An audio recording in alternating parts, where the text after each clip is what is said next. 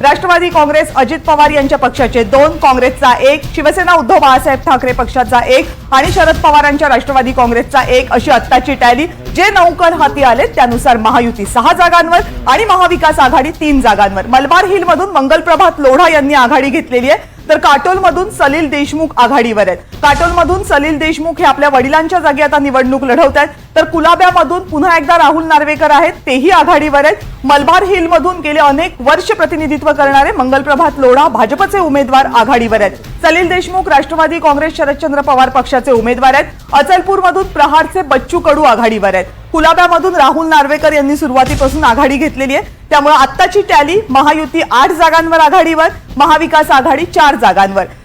पहिले जे 12 कल आलेले आहेत त्यामध्ये महायुतीला एज मिळताना दिसतोय। पहिल्या 12 मिनिटांमध्ये महायुतीनं आघाडी घेतलेली आहे 8 जागांवर, महाविकास आघाडीची आघाडी आता 5 जागांची।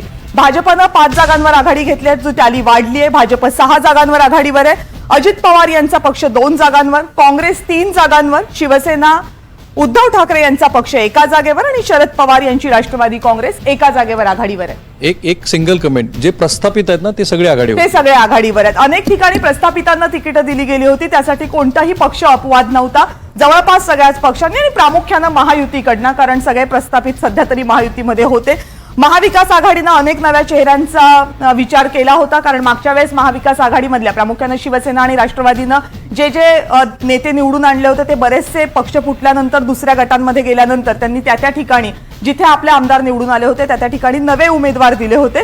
त्यामुळे तुलनेनं अनेक नवे उमेदवार शरद पवार यांच्या राष्ट्रवादी काँग्रेसमध्ये होते, शिवसेना उद्धव बाळासाहेब ठाकरे यांच्या पक्षामध्ये होते, पण जे प्रस्थापित होते महायुतीमधले ते अनेक सध्या आघाडीवर असलेले दिसत आहेत।